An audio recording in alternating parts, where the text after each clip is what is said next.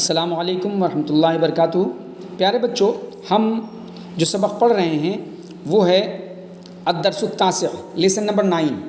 بچوں، اس lesson number 9 کو پڑھتے ہوئے ہم نے کیا پڑھا تھا؟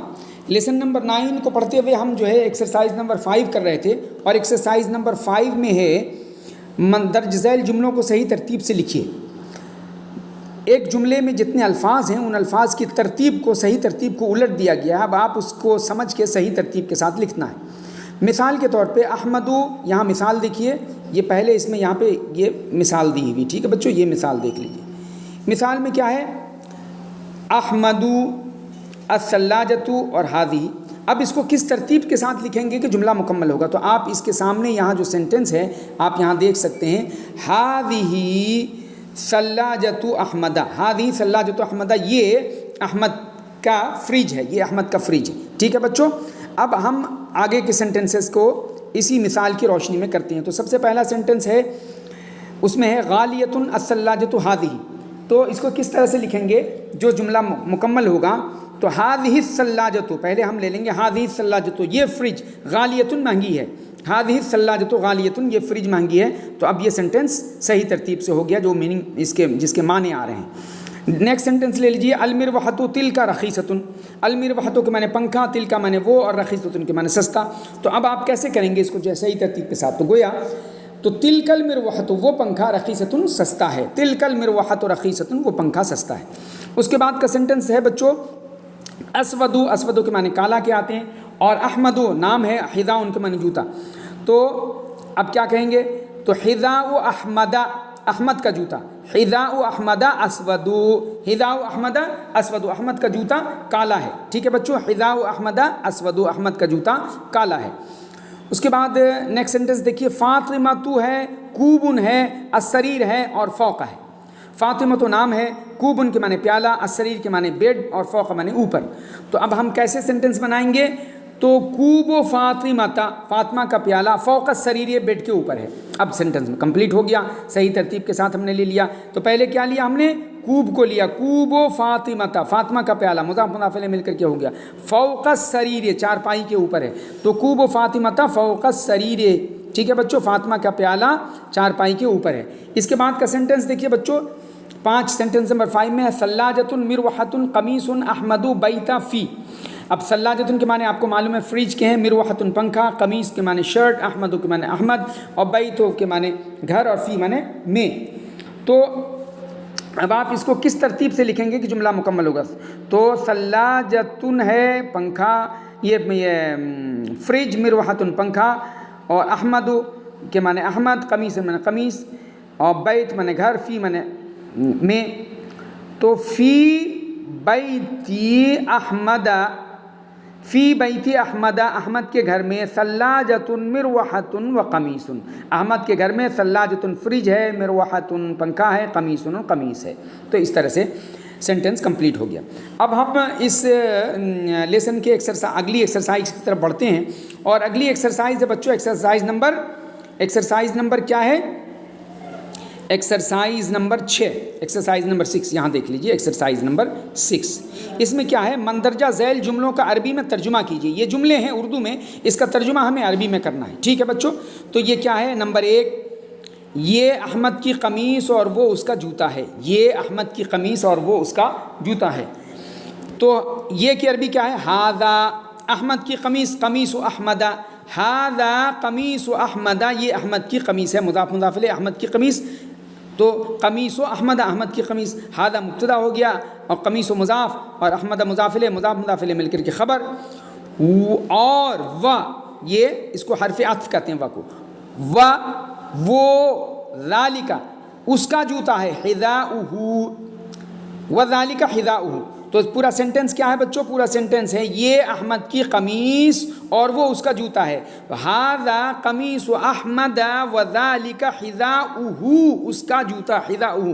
تو قمیص و احمد، دیکھیے ایک اس میں اضافت، اسم کی اضافت اسم کی طرف کی گئی ہے، اس کا جوتا میں اسم کی اضافت ضمیر کی طرف کی گئی، اس کا جوتا حذاؤہ، ٹھیک ہے بچوں۔ یہ ہو کس کی طرف لوٹ رہی ہے؟ یہ ضمیر جو ہے احمد کی طرف، کس کا جوتا؟ احمد کا طرف، احمد کا جوتا یعنی اس کا جوتا۔ تو پھر سے ایک دفعہ اس سینٹنس کی عربی سمجھ لیجئے، یہ احمد کی قمیص اور وہ اس کا جوتا ہے، ھذا قمیص احمد وذلک حذاؤہ۔ اب نیکسٹ سینٹنس دیکھیے بچوں، احمد کا ریفریجریٹر فاطمہ کی ریفریجریٹر سے بڑا ہے۔ احمد کا ریفریجریٹر کی پہلے عربی لائیں گے، احمد کا ریفریجریٹر، تو ثلاجۃ احمد، احمد کا ریفریجریٹر، ثلاجۃ احمد، احمد کا ریفریجریٹر بڑا ہے، اکبر کبیر ان کے بڑا، بڑا اکبر میں زیادہ بڑا، تو ثلاجۃ احمد اکبر، احمد کا ریفریجریٹر بڑا ہے فاطمہ کے ریفریجریٹر سے، من ثلاجۃ فاطمہ، ثلاجۃ احمد، احمد کا ریفریجریٹر بڑا ہے، سے بڑا ہے، اکبر کمپریٹیو ڈگری ہوگی، اب اکبر سے بڑا ہے، اکبر کس سے بڑا ہے؟ فاطمہ کے ریفریجریٹر سے، من ثلاجۃ فاطمہ۔ تو اب پورا سینٹنس سنیے، ثلاجۃ احمد اکبر من ثلاجۃ فاطمہ، احمد کا ریفریجریٹر فاطمہ کے ریفریجریٹر سے بڑا ہے۔ ٹھیک ہے بچوں، کیسے ترجمہ کیا آپ پھر سے سمجھ لیجئے، احمد کا ریفریجریٹر، اس کی عربی پہلے لے آئیے، تو ثلاجۃ احمد سے بڑا ہے، اکبر من کس سے؟ من ثلاجۃ فاطمہ، فاطمہ کے ریفریجریٹر سے، تو ثلاجۃ احمد اکبر من ثلاجۃ فاطمہ۔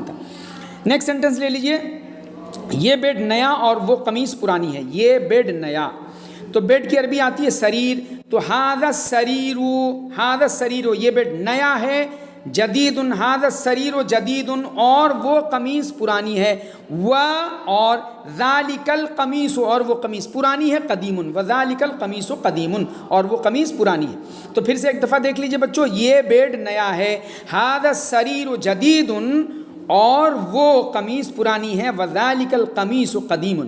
نیکسٹ سینٹنس دیکھیے، یہ ریفریجریٹر دروازے کے سامنے ہے، یہ ریفریجریٹر دروازے کے سامنے ہے، تو ھذہ الثلاجۃ، ھذہ الثلاجۃ، یہ ریفریجریٹر دروازے کے سامنے، امام الباب، ھذہ الثلاجۃ امام الباب، یہ ریفریجریٹر دروازے کے سامنے ہے، ھذہ الثلاجۃ امام الباب، یہ ریفریجریٹر دروازے کے سامنے ہے۔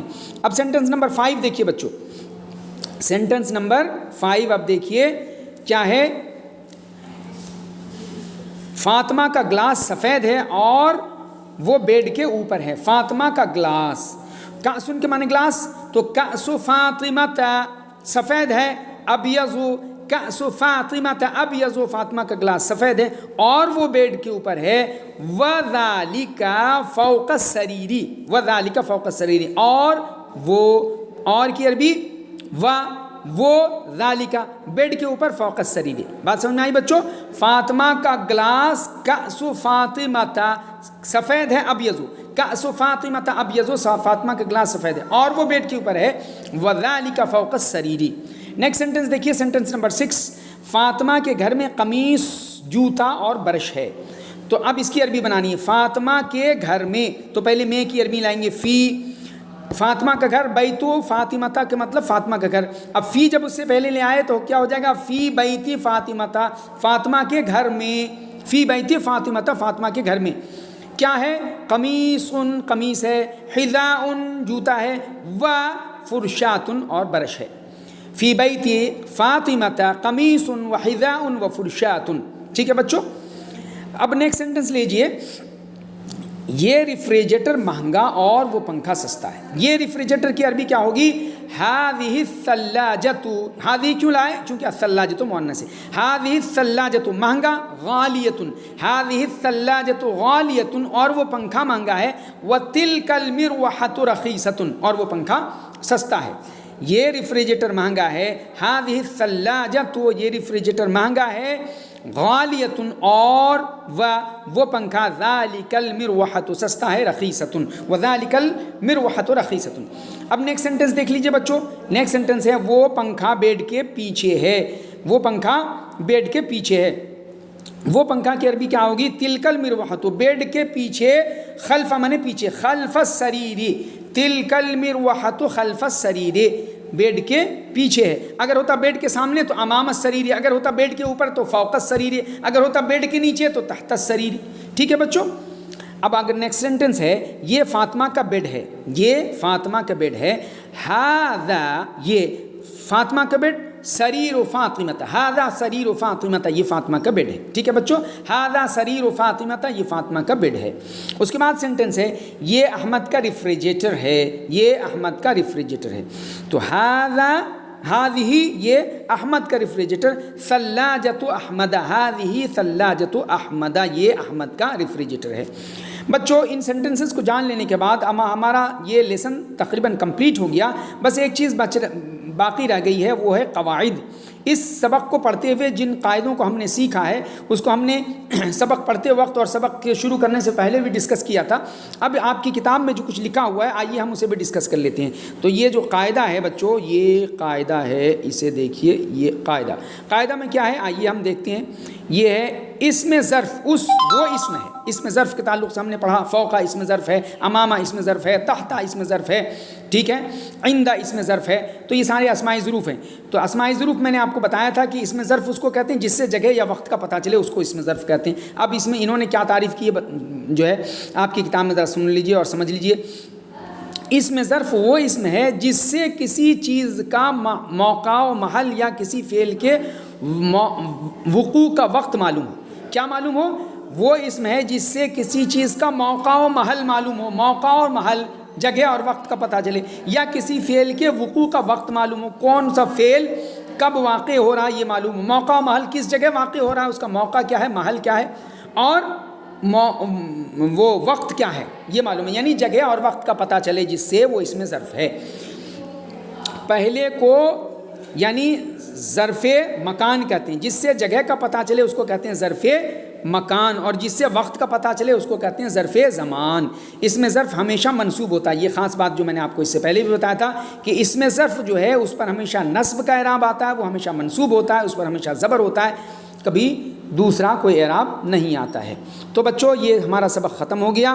اب آپ کی ذمہ داری یہ بنتی ہے کہ آج جو کچھ بھی آپ کو پڑھایا گیا ہے اس کو اچھی طریقے سے ریوائز کر لیجئے، اور اس کے بعد یہ پورے لیسن کو جو ابھی کئی دنوں کی میں الگ الگ حصوں کو کی جو تشریح کی گئی ہے، جو آپ کو سمجھایا گیا، ان سارے کو ایک ساتھ آپ ریوائز کر جائیے، پڑھ جائیے، اور آپ کا پورا کام کر لیجئے، اس میں پورے کاپی پہ ساری چیزیں نوٹ کر لیجئے۔ پھر بھی کہیں کوئی بات سمجھ میں نہیں آتی ہو تو میرے پرسنل نمبر پہ آپ کال کر کے بلا تکلف پوچھ سکتے ہیں۔ تو آج کے لیے بس اتنا ہی، اس کے بعد نیکسٹ ہم انشاءاللہ اگلا لیسن شروع کریں گے۔